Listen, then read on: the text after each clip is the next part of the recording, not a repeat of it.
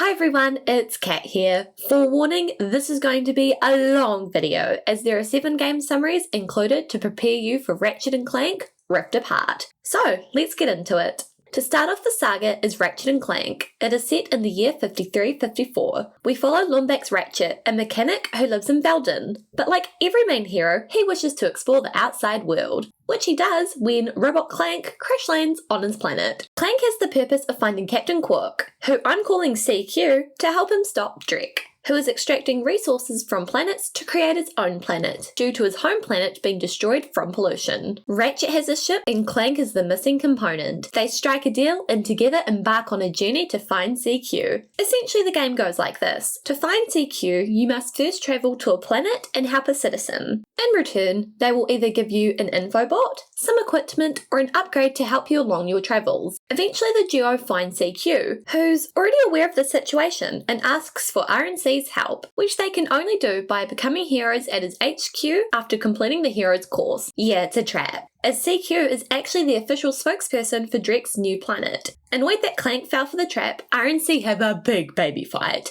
They eventually make up after defeating CQ and seeing an infobot of Drek destroying Gerudo City, with his next target being to destroy Veldin with his deplanetizer. When RNC encountered Drek at his fleet, he confesses he polluted his own planet to make money, and that he plans to pollute his new planet once it's populated. Annoyed, RNC defeat Drek, which causes him to propel across space into his constructed planet, dying on impact. RNC then turn the deplanetizer to Drek's artificial world to destroy it. The duo return home to find that CQ is now posing as Steve in order to sell a personal hygienator on TV. I don't think it's good. The second game is Ratchet & Clank Going Commando, which takes place a year after the previous game. RNC are recruited by Abercrombie Fizzwidget, who I'm calling Fizz, to capture a thief who has stolen Megacorp's experiment. Ratchet is trained and geared up, which enables him to capture the thief and retake the experiment, which RNC give to Fizz, even though he crash lands on their ship and ejects them from his plane. While in the desert, the duo are ambushed by the thief,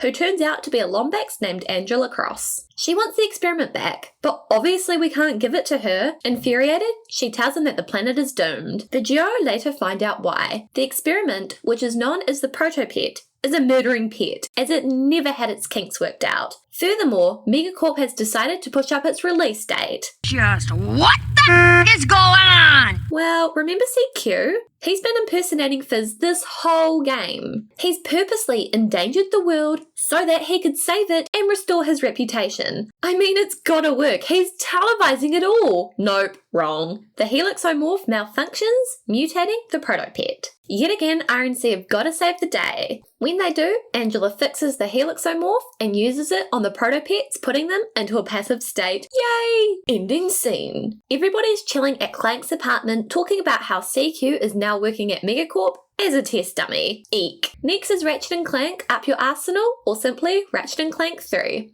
Veldin is under attack by Tyrannoids, who are under the command of Dr. Nefarious. The duo go to Veldin to help the Galactic Rangers. Afterwards, the Galactic President tasks them to find the only person who has survived a fight against Nefarious. Guess who it is? CQ, yay! But after working as a test dummy for Megacorp, he has lost his mind and now believes he is a monkey. Great! Still one of his better character development moments. Nefarious, with his butler Lawrence, declares war on all humans, or squishies to be exact. The duo restores CQ's memory, but consequently, CQ is tasked with leading a mission to Nefarious's underwater base to discover what his plans are. To cut a long story short, we discover the home planet of the Tyrannoids, in which we go there to destroy their defences and the Queen. This in turn leads us to Dax, where the duo discovers that Nefarious intends to use his bio-obliterator on all life forms to turn them into robots. In typical fashion, the duo want to defeat Nefarious, but must deal with lots of drama first, such as Nefarious's girlfriend Courtney Gears, Clank's evil replica Clunk, and CQ faking his own death as he's a wimp. RNC eventually have a final battle with Dr. Nefarious, who is defeated with the help of the Galactic Rangers and CQ. Nefarious tries to teleport away, but is instead sent to deep space on an asteroid. Next we have Ratchet & Clank Future, Tools of Destruction. In this game, Tachyon, a Crackmite, attacks Kuwan on his hunt for Ratchet, but RNC escape by Tachyon's ship. The two are put into psychosleep, and Clank has a vision. Now, bear in mind, from this point onwards, invisible creatures called the Zoni help Clank through upgrades and visions. The two arrive on a new planet and explore it, until they eventually participate in a tournament and win. Their prize is learning that CQ has sworn loyalty to Tachyon. No surprises there. Along with a tape that explains that Tachyon is trying to find the Lombax secret, which is a helmet known as a Dimensionator. The Dimensionator was created during the Great War by the 8 greatest Lombax minds to send the Crackmites into another dimension. The duo go on a journey to find it with the help of Talwyn and her robot pals. After winning another tournament, CQ gives them a tape. It shows them that the Iris supercomputer may know where the Dimensionator is, which of course it does. It also explains Tachyon's origins. As a frozen egg, Tachyon was discovered by the Lombaxes, who raised him until Tachyon learnt about his origins. Then he declared war on all Lombaxes. We briefly get the Dimensionator back until CQ steals it, taking it to Tachyon. During the final battle, Tachyon reveals to Ratchet that the Lombaxes are in another dimension, having escaped there during the war, and that he can take him there. He also stupidly reveals that he killed his father. Well, great way to convince Ratchet to join your side. Ratchet refuses, knowing no one would be safe with Tachyon having the Dimensionator. We defeat Tachyon and he gets sent into a black hole. Ratchet then uses the Dimensionator to take everybody home. But then the Zoni comes and takes Clank. Next is Ratchet and Clank Future, Quest for Booty. In this game, Ratchet and Talwyn go on a quest to find Clank, which they do by finding a power source for a telescope, which allows them to contact the Zoni. When they do, they find Clank surrounded by 3 Zoni, where he is told that the Doctor has come to help him. Or the Doctor is Dr. Nefarious. Following this is Ratchet and Clank Future, A Crack in Time. The game starts with Clank unconscious and still under Nefarious's custody. It turns out that Nefarious has had a partnership with the Zoni so that he can look inside a certain part of Clank's brain, as it contains the key to the Orvis chamber. However, the Zoni refuse Nefarious access. Therefore, he unleashes his hypersonic brainwave scrambler. In turn, this awakes Clank, giving him a chance to escape, but he gets recaptured. Clank is revived by Sigmund, a junior caretaker. He takes him to the mnemonic chamber, where Clank learns that his father is Orvis and he has left the Great Clock to him. Switching to Ratchet, he's still trying to get to Clank. During his travels, he runs into another Lombax, Azimuth,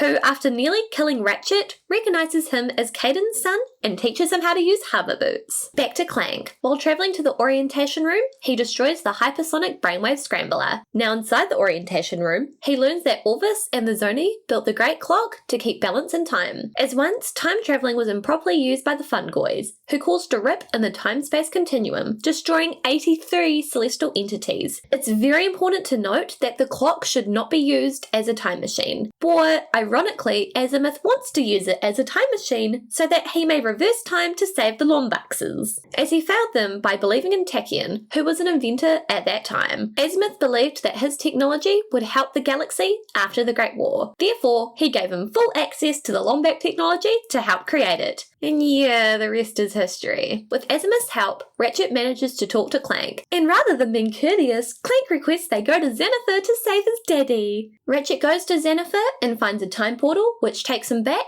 2 years. Here he discovers that Nefarious and Lawrence managed to crash their asteroid with the Fungoids' help. They thanked them by brainwashing them, so they do his bidding. Nefarious also managed to capture Orvis, torturing him to learn about the Orvis chamber, but to no avail. At least Nefarious gets a scar on his right eye from Ratchet throwing a bomb at him, which is also transferred to this present day. Back to Clank. He meets a very nice plumber who informs him not to go back in time for more than 6 minutes. Then he reaches the Orvis chamber, only to be recaptured by Lawrence. After receiving a distressed call, Ratchet heads to Vipedia to help Clank. But it's a trap set up by Nefarious. Thankfully, we're veterans at this now and stop his stupid fails by defeating his hired assassin and saving Clank. Yay! The two have a nice catch-up and agree to not change the past. Azimuth disagrees and has a tanty and runs away. The duo go to infiltrate Nefarious's base by looking like this, with CQ's help. I don't know how that worked for so long. Once caught, Nefarious reveals his evil plan. He wants to use the Great Clock to go back in time to his greatest failure and up your arsenal so that he wins. And after that, he wants to continue going back in time to change every villain's failure into a success. After some drama, we stop Nefarious and are faced with certain death. Luckily, Azimuth rescues them, hoping that when safe, they'd go back in time. Bro, have you not been paying attention? Enraged, Azimuth kills Ratchet and then tries to attack Clank, but he manages to get to the Orvis chamber. Remembering the plumber's words, 6 minutes. He goes back 6 minutes to save Ratchet. Consequently, this time Azimuth gets to the Orvis chamber first. He pulls the lever to go back in time, but the Great Clock can't handle it and it starts breaking. We defeat Azimuth and try to stop the Great Clock. Realizing his error, Azimuth sacrifices himself to stop the Great Clock, which he does, but it kills him in the process. The Zoni later fixes the Great Clock. Final scene. Clank intends to stay with the Great Clock, but then realizes he cannot until he helps Ratchet find his own family. Clank leaves Sigmund in charge and the duo join together for their next journey in Ratchet and Clank into the Nexus. This game takes place 6 months later. During this time, twins Vendra and Neftin have led an assault on Pollux Industries and kidnapped the CEO, hoping that he'd help them build a Dimensionator, which they plan on using to bring the Nethers, i.e. their family, to Ratchet's universe. Ratchet tries to reason with Vendra not to use the Dimensionator due to the risks, but she doesn't care. Idiot. When the Nethers are through, the leader, Mr. I, turns on Vendra, imprisoning her in a Netherverse. Ironsea escape with Neftin's help. The duo later re-meet with Neftin as he asks for their help to save his sister. Ironsea strike a deal, saying they will help him save his sister and steal the Dimensionator if afterwards the twins turn themselves in. And Neftin agrees. Honestly, if I was Vendra, I'd want to stay trapped. Everyone goes to Madridian City to find that Mr. I is leading an attack to destroy the Dimensionator so that he can stay. Yet again, Ironsea have got to save the day and sends all the Nethers back to their universe. As promised, Neftin then goes to turn himself and his sister in. Honestly, what is this plot? Ending scene. Ironsea go to have a nice talk, and Ratchet says that he's happy being in this time and dimension. Little does he know, Clank has kept the Dimensionator rather than destroying it. Dun dun dun! And that is the whole relevant Ratchet and Clank series story to prepare you for Rift Apart. Thanks everybody for watching. If you have any questions, feel free to leave them below. I'll see you all next time. Peace!